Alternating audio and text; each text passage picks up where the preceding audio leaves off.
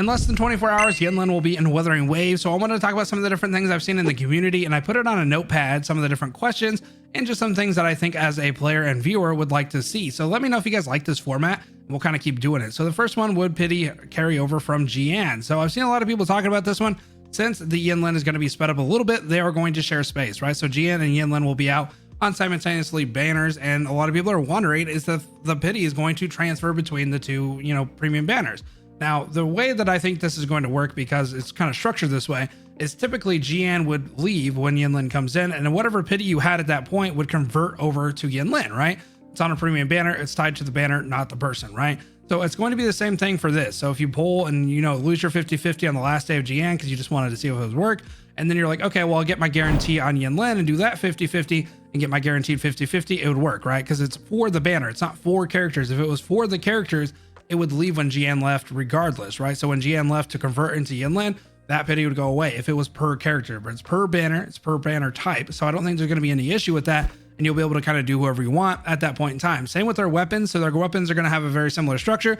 Jian's weapons will still be there, and then Yinlin's weapon will also be there. So I'll have a different pity than the characters because they share different pities, but it'll have the same pity between the two weapons, right? So I think it's going to be able to carry that way in terms of both of those, and we'll be perfectly fine. Now, the only way that I could see this being an issue is if Kiro didn't expect this type of thing to happen, and they didn't look into it enough to see what would happen on the back end of the game to have two premium banners, because typically this game is not set up to do that, right? So typically, like I just said, Jian would leave, Yinlin would come in, so the game kind of registers that way. Now, from what I would hope, that the game would register a premium banner as a premium banner, so the pity is tied to the banner. It doesn't matter if there's another character, it doesn't matter if there's another banner, it is tied to the banner, so the pity will stay the same. That is what I hope. Now, if there's an issue with that because it somehow has some sort of issue because it's not designed to be, two premium banners, that will be kind of sad, and it'll be kind of hard for them to compensate based on like how much money somebody spent, how much premium stuff. The only way that I can kind of see this going well, if they did end up having the worst case scenario and having some sort of issue, is if they gave free Yinlins or they gave free like 80 pulls, basically like a free pity. And you would have to like, hopefully, it would be on your guaranteed instead of your like, 50-50 loss. It's the only two ways that I could see this actually being comped, but we're going to pray for the best case scenario, not the worst case scenario. So overall, I don't think there's going to be any issues for any of the banners. Now, number two, would they combine the banners? I've seen a lot of people talking about this and it's crazy. Would they combine the banners? So basically what I'm saying, since Jian's already there, a lot of people are thinking for a limited time until Jian leaves that Yinlin will come onto his banner and they'll share a rate up. I just think that this would be outrageous. They would actually shoot themselves in the foot if they did this. Like, not only would you now half the odds of having your 5-star rate up character, you would like totally screw yourself because nobody would want to pull until Jian left. If it was going to be one of those things where Jian falls off and then Yinlin gets the rate up, like then nobody would just pull. They just wait the week or 2 weeks or whatever, and then it kind of kills the reason why she came. Now, of course, there's going to be some people that would if there was this type of banner just to kind of see what was happening, especially whales and stuff. But there's no way they do this. There's no way in hell if they do this. If they do this, I don't know, bro. I'd probably all F4 and delete. I don't know. There's no way they do this because it just doesn't make any sense. It hurts them and it hurts us, right? It hurts their revenue and it also just hurts players because nobody's going to want to do it. And it's just going to be a total like middle finger to you, right? So I don't think this is even a possibility, but I thought about talking about it because, a lot of people have been kind of talking and rumors and stuff like that. Now, number three is kind of more just something I like to talk about. So re-rolling is totally not needed. And especially at this point, you guys are probably already to a point where your accounts are buffed or whatever, but this is more for like a newbie or somebody who's trying to like new game plus, because maybe you did all the stuff and you're just kind of wanting to do it. So I did a re-roll guide on all the pre-registration rewards, all like the apology rewards. We also actually just got another radiant, like 10 radiant tides for the schedule change. So, and on top of that, Yinlin is now going to be available during this re-roll period. So if you ever thought about re-rolling, first off, go watch my old video that had it. The only difference there is going to be that Yinlin is going to be available on top of Jian. So technically you could get super lucky with your 5-star, get a 5-star selector, have a 5-star selector banner, get a Jian from like, let's say you have like 5-10 pulls, whatever, great. And then you get a Yinlin and 5 or 10 pulls. Obviously that's like a god roll and that's like the best case scenario ever. And then maybe you get a couple of weapons or something like that, or maybe even a signature weapon. But if you are brand new to the game or considering re-rolling at any point, this would be the absolute best time to do it. And probably the best time you will ever have in the game to be able to get this many characters in succession and be able to buff your account for 1.1. Now, do I recommend it? No. Play the game you want to play. You obviously already have your accounts and stuff like that. I just thought I would mention it because a lot of people are either starting out just now because they see in the Yinlin, or, maybe you're just not happy with your account, or maybe you haven't played very much of the last week because of the issues and stuff like that.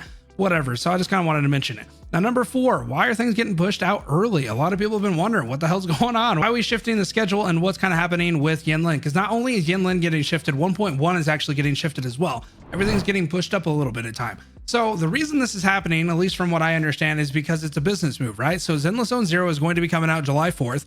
That would initially be kind of around the time that 1.1 was going to come out. So it doesn't really affect too much about Yinlin, because Yinlin was going to come out before Zenless Zone anyway. But it's more about what happens with 1.1. So Kiro kind of wants to push everything kind of forward, so then they have a little bit of a buffer, about a week and a half or so before the Zenless Zone Zero comes out, so they can kind of remind people of all this brand new content, all this different stuff, all this new story, these different bosses, all this different thing to kind of help people remember why they're playing Wuthering Waves. Because at this point, we're kind of going through like a dull period, right? A lot of you guys have all the different stuff done, your stories are done, you beat all the bosses, so you want to be reminded right before a brand new game comes out why it's so fun to play Wuthering Waves. You don't want to be in a lull period when a new game comes out, because, you know, some of you guys regardless are going to check out Zenless Zone Zero, and that's totally fine. Play however many games you want, play Hoyoverse games, I don't really care, right? Play the games that you want to play. But a lot of people are kind of like, I'll give it a try because I don't really have anything going on with the Wuthering Waves. So Zenless Zone Zero is being kind of marketed in a way that's kind of like more combat oriented. And so it is kind of fighting with Wuthering Waves in terms of combat and stuff like that. So Kiro is mainly just like, okay, let's pull back the reins, make sure we get audience retention right before Zenless Zone Zero comes out. We're going to get a gut punch from revenue and just kind of take a little bit of a hit. But if we mitigate it with, you know, having 1.1 come out a little bit early, then we'll have a little bit better succession and we'll just have a little bit better padding on top of the revenue. So it's more just a business move.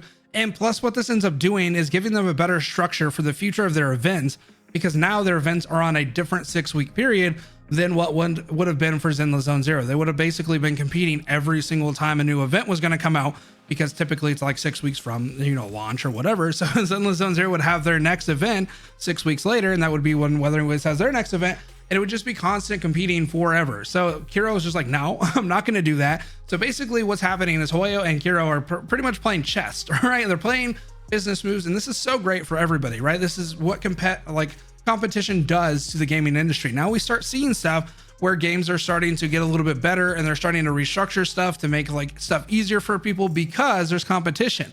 Now, I'm not going to say Hoyoverse is like absolutely terrified, but they're acknowledging Kiro, right? Because Kiro is one of the first, and I will say the first competitor in this space. Not necessarily just to Genshin, Honkai, like it's just a premium game. It is a competitor in the fact that it is a very well polished game. Whether you think that or not because of performance issues and stuff like that, I understand. But they are starting to polish a lot of that different stuff. But if you look at the core of the games, the combat, the story, the bosses, all that different stuff, you know, like kind of further into the story. We'll say the beginning of the story is like that great. But yeah, if you kind of look at it, it is polished, right? It is a very premium game. And in comparison to some of the other games that have came out in recent years, it is nowhere, like it's kind of more near the Hoyoverse stuff than any other game has ever been, right? So I think they are in direct competition just on that standpoint. And so obviously they're trying to restructure their game in a way that just makes sense for Wuthering Waves to be able to coexist and compete actively and effectively against Hoyoverse. If they have stuff that's combined with one of Hoyoverse's game, it's going to be a little bit harder for Wuthering Waves to jump in and kind of, you know, take some punches and stuff like that. So what they're basically trying to do is get the advantage. So I think it's really good that they're being able to push things early. The fact that they gave a comp for that was really nice as well. Which brings me into my last point. Does Yinlin coming early hurt your rolls, and does it hurt the game? So the overall rolls thing, I don't really think so, because of the comp of the Radiant Tides for ×10 or whatever is really nice, because that's basically what you would have been able to get, like the max you would have been able to get in a 2-week period if you grinded everything out. So they're basically just paying you in advance, and they're like, hey, we'll pay you the 10 and then we'll just take the schedule, basically, right? The only thing that really does kind of mess with people is if you're worrying about essential materials and echoes and stuff like that, and you just can't quite get the right echoes.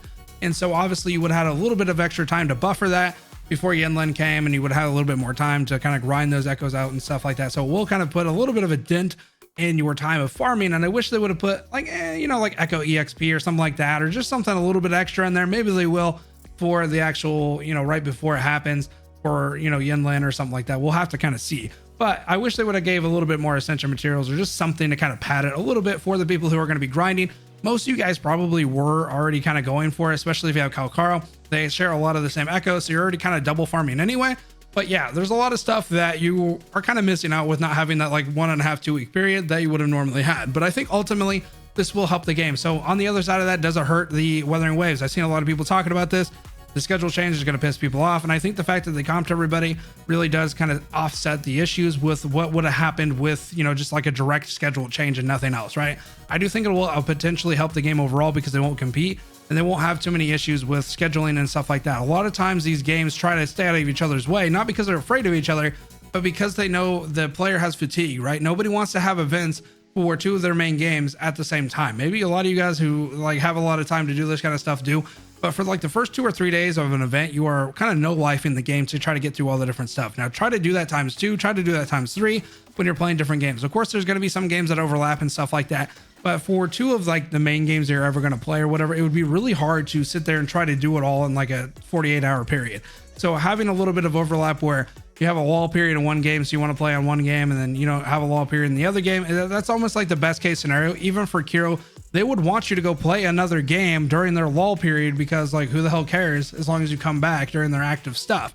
If they both have active stuff, now the player has to kind of choose which one to prioritize, and then it becomes a big issue, right? So that's what they're kind of working towards, is like, hey, go play whatever you want during a lull period. Make sure to come back during our big stuff. And then the other games are going to be like, okay, go play whatever during your lull. I don't know if Hoyoverse does that. Maybe they just want you to go play one of their other Hoyoverse games. But yeah, that's kind of the idea. It's just a nice balance and structure. So overall, I think it's going to be a good thing for the game. It's a little like kind of sucky at the very beginning because you're going to have to worry about essential materials and stuff like that. But I think overall it will help the game